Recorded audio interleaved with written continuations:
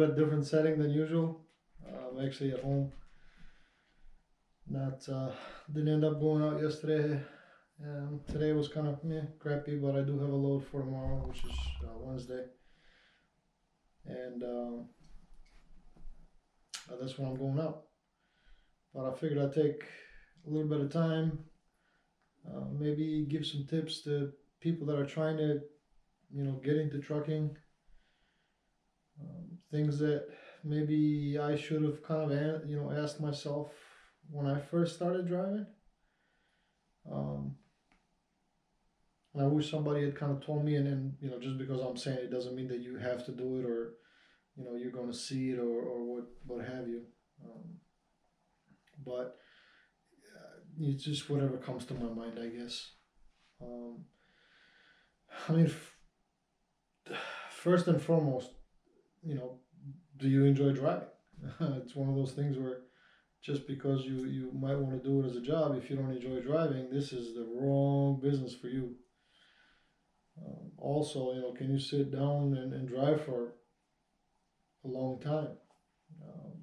Our hours of service are 14 hours a day. That's what you have for your whole day.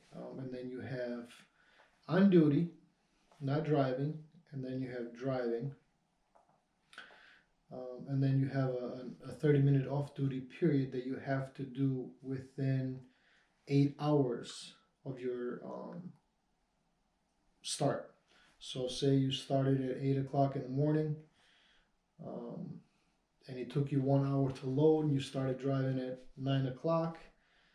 You pretty much are going to have until 4 p.m. to drive or do whatever before you have to do a mandatory 30-minute break. So, can you drive for, let's say, that 7 hours without having to stop somewhere? The other thing too is personal life. Can you be gone from the house for at least a week at a time?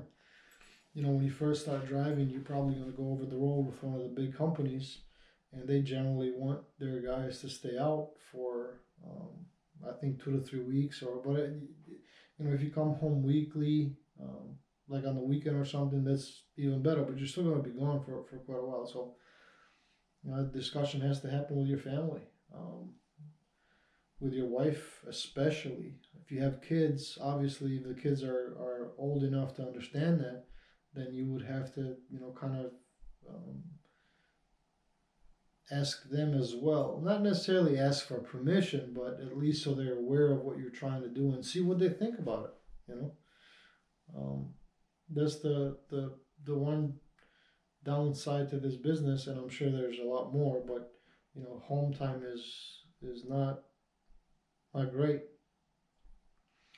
And then when you become an owner operator, it becomes even worse, because when you are home, you're typically, you have obligations to the family, but you also want to do things to the truck so you can save some money and not have to take it to the mechanic. But I digress. That's a conversation for another day, so to speak.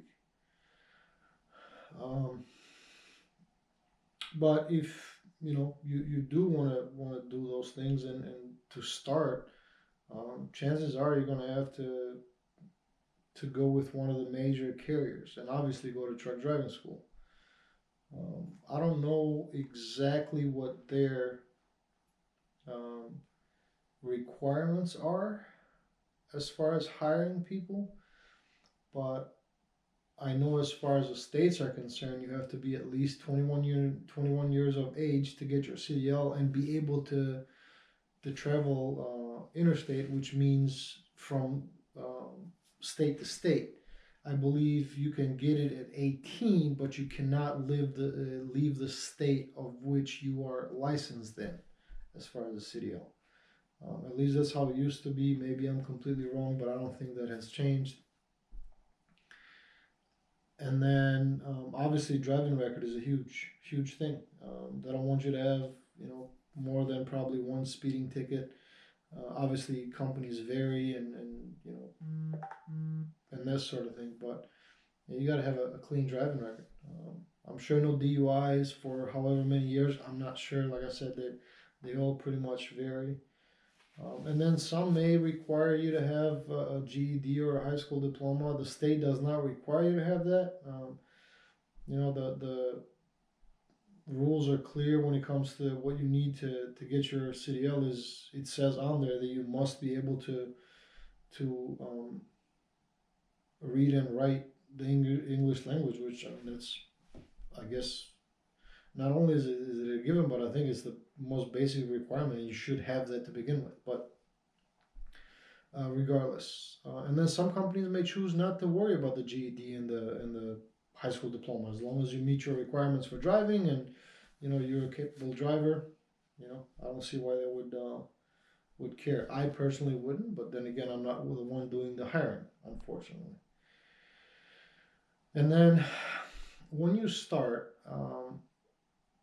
it's a double-edged sword in that, do you want to start so you can finish your training and start working, in like summer and fall, so you can have a little bit of experience before you jump into winter, or you can do it in the winter. That way you have a trainer. Typically, once you graduate truck driving school, you're gonna go with somebody on the road for training. So I guess it's okay. It's good to also start in the winter, in the sense that you're gonna be with somebody else, and they'll watch over you. They'll give you a few tips, and maybe that's not gonna be as nerve-wracking. But I personally started in the winter with no trainer, no nothing, because I'm stupid like that. And actually, my very first trip, I went down to Seneca, South Carolina, and up in the mountains, there was a bad snowstorm, and there was a portion of 81 that was shut down due to a rock slide prior to the snowstorm, plus the snowstorm. So we had to go through some really small highways, like back roads, to get to it. But nerve-wracking to say the least. But I guess somebody was looking out for me that day, and I was able to get to where I needed to go. But that was a trip from hell, though, because I had, I think, a total of 6 blowout tires on the trailer. It was the oldest trailer the company had, and the tires were just dry rotted and everything else, but whatever. I digress. But I guess starting in the winter, has its ups and downs, I guess. I mean, it's a preference, a personal preference, so to speak. And, it's, like I said, it's good or bad. And then the downside of wintertime is, if you're especially just starting, I mean, it is cold. You're dealing with frozen airlines, you're dealing with frozen and locked out brakes, and all other things, and not just the snow factor of it. So it is a lot to take on, I guess, when you just start. And then once you do start, invest a little bit of money in a good power inverter, so you can get you a microwave and meal prep at the house, so you're not eating too much at truck stops. Not only for the health thing of it, is you're gonna become just overweight, like I did the first time I did it. I mean, not that I'm great now, but a lot better than what it was. And you can eat a little healthy, plus save yourself a lot of money.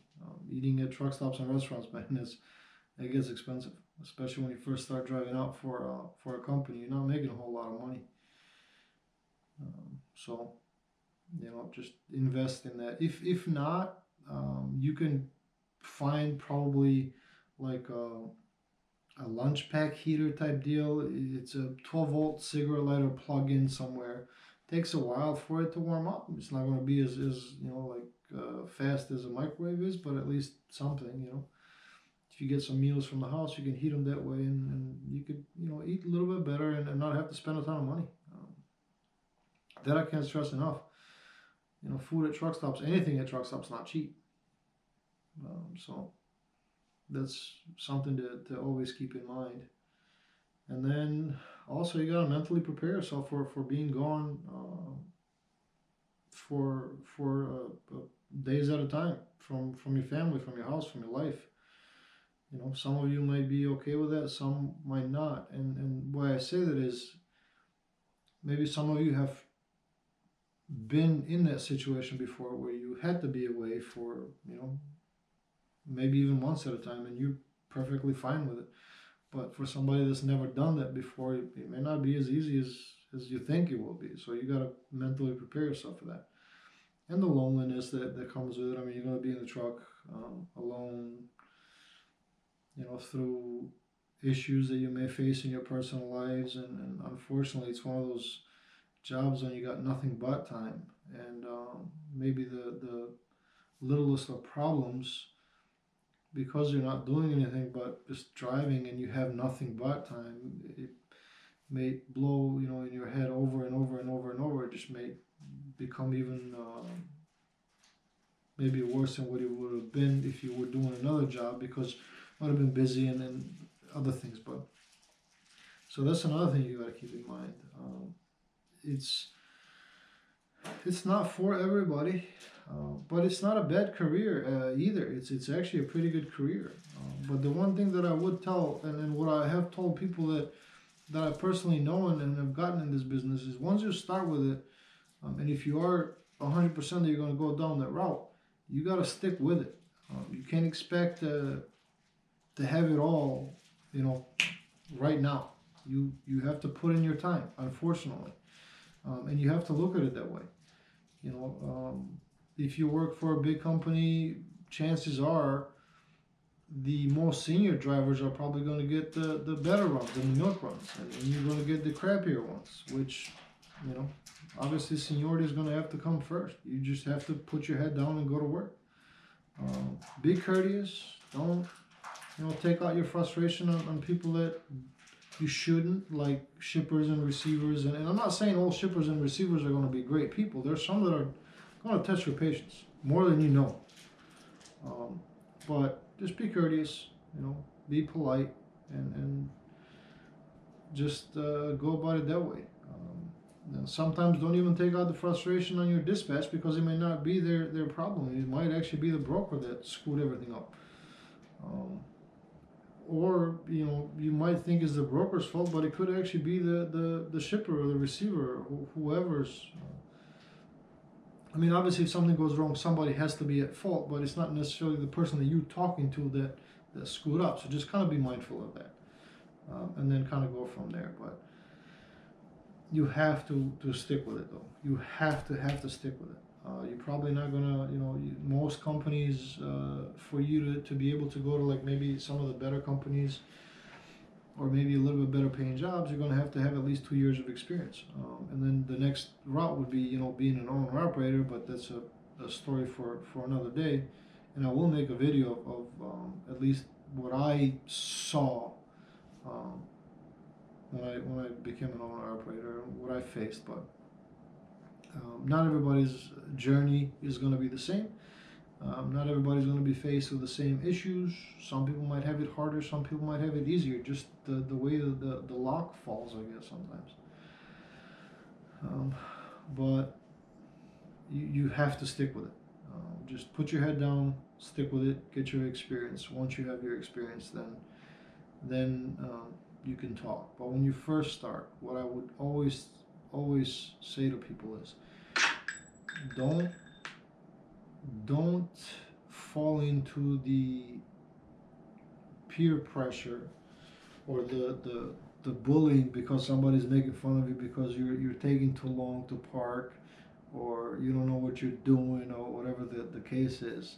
Don't fall into that. You know, yes, be courteous, but also take your time. Don't try to hurry in something that you're not comfortable in, whether it's backing or driving or whatever, just because you think that other people are going to call you a wuss for doing what you're doing. Go at your own pace. You know, it's. I'm not saying be a dick about it and you know, intentionally block people or go slow just to piss people off. But if that's what you're comfortable with, then by all means do it. Don't drive outside of your abilities. And what I would also say is, just because you got started and 6 months down the line you now think that you're good to go and you've learned how to drive, never have that mentality, because typically those are the people that end up in ditches and in crashes for the most part. In Albania there's a saying of something along the lines of the sea, most of the time the sea drowns the swimmers. And what they try to mean by that is the people that think they know how to swim and they're like, oh yeah, I'm good, I know how to swim. Those are typically the ones that drown. The people that know they can't swim or they're not comfortable swimming, they're like, nah, I'm just staying here, up to my chest, I'm good, still getting wet. I don't have to worry about going way the hell out there deep and look like a tough guy. So same concept with that. Don't get too comfortable. I made a promise to myself when I first started driving that the day that I won't fear the truck is the day that I will step down from it and not go back into it again. And what I mean by that is the day that I stop sort of respecting it and thinking that I'm better than that, and I can do anything humanly possible in this thing, and that there's nothing that I can't do in it. If I have that mentality one day, I swear to God, I will jump off that damn thing and never get back on it ever again.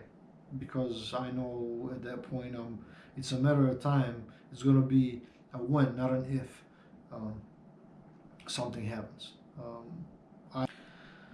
So don't get comfortable. And if anybody is watching this and you have been a driver for a while, I know not everybody's the same way, because there are some people that are actually truly helpful, but don't be a dick. Help these guys out, or girls. You see somebody that's struggling at a truck stop, instead of rambling on the CB about how how much they suck, or they should have never graduated, or whatever the case is, get out your truck and help them. Look out for them. It's very easy to forget sometimes that we all started somewhere. Everybody learns at their own pace. Some people are fast learners, some people are slow learners. And I'm not saying just because somebody got a CDL they belong behind the wheel of a truck. That's not what I'm saying at all. But if you do see somebody struggling, just help them out. Try to, at least. Don't just sit there and make fun of them and pressure them into making a even bigger mistake. Not everybody's the same. I personally don't care one way or another when people try to make fun of me. I'll return the favor right then and there. But also, I personally don't give it's somebody else's opinion. Somebody else's opinion is not going to change my life one bit. So that's all I'm saying. Like I was saying, guys, you gotta help people out. Don't be a dick. Not everybody's as good as you are. Some people may struggle a little bit more to learn. And what I would also say too is, when you first start driving, I don't care whose truck it is, man. Just keep it clean. Wash it as much as you can. The interior. Get you some supplies and some cleaning supplies and that sort of thing, and keep it clean. You're living in the thing. Take pride in your truck. Take pride in your work. Take pride in what you do. That goes a long way. It may seem like it's a BS mentality, but it does go a long way.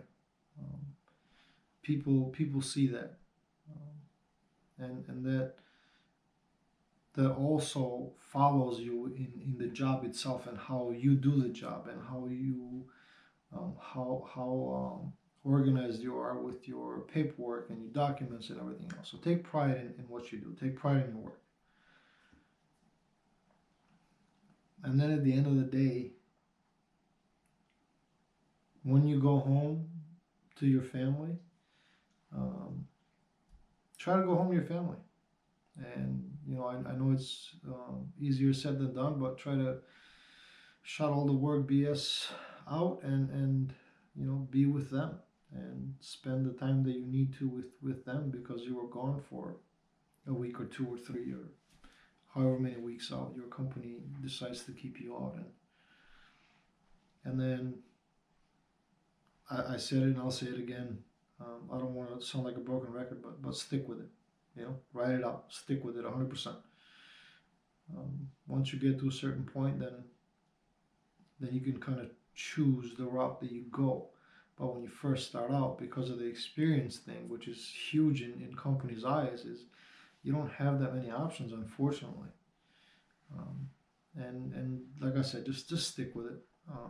You'll start making a little bit more money after that. You'll have some more options and this sort of thing. But when you do sign up with a company, I can't stress this enough. Please, please, please don't let them trick you into signing a lease buyout program and become a lease operator is what they're known for, because they don't own the truck, they lease it off the company. And you have somebody who doesn't know much about the business paying for a truck and everything that goes on with this damn truck. And you're going to be, when you put pen to paper at the end, you're going to make less money than working for somebody else. And you're going to have a crap ton of debt if it doesn't go right, and headaches beyond anything else. So please, that's the only thing that I want anybody to take out of this video is don't become a lease operator. Don't do it, especially if you're just starting out. If you are going to become an owner operator at some point, save your money. You know, work your ass off. Save your money, save your money, save your money, save your money, and go through a bank and buy a truck. Go that way, but don't get a lease. Don't get a lease buyout, because they are horrible. When you truly think about how much you're paying for the truck and how much you're going to be paying for it at the end, it is ridiculous. It's asinine. It should be criminal, but it's not. But anyway, if you are starting out, or if you have just started out, or if you've been in the business for whoever or whatever part of your life you are in, good luck. And just whatever you're doing at this moment, job wise, just stick with it. You know, put your head down, go to work. Good things come to those that are patient. You know, you can't just snap your fingers and expect things to be just handed to you. Sometimes it takes, you know, longer, and you got to work harder than you should sometimes.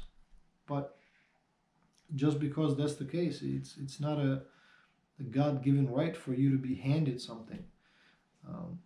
You know, you got to earn it, unfortunately. Whether you like it or not, I don't know. Maybe I'm a dick for saying it that way, or having that kind of mentality, but you do have to earn it. And at least in my experience, from people that I've known, and in my personal experience, when you earn it, honestly, it's a different perspective, and you appreciate it so much more than when it's just, here you go. Anyway, good luck. Thank you so much for the support. The channel is actually doing pretty good. It's a lot better than I ever expected so soon. So thank you for your support. Thank you so much. And keep subscribing, keep liking, keep commenting, keep making fun of me, keep sharing with your friends, and say, hey, look at this, you know, funny talking guy teach us about trucking, or however you want to word it. Oh, by the way, I have a very special guest sitting right next to me during this whole thing. What's up, man? What's up? You sleeping? Huh? Are you sleeping? You sleeping? Hey, can I get a huggy? Can I get a huggy? Give me a huggy, huggy. Oh, ha, ha, ha, ha. Oh, ha, ha, ha, ha. That's my number one girl right there, guys. Don't say anything to my wife.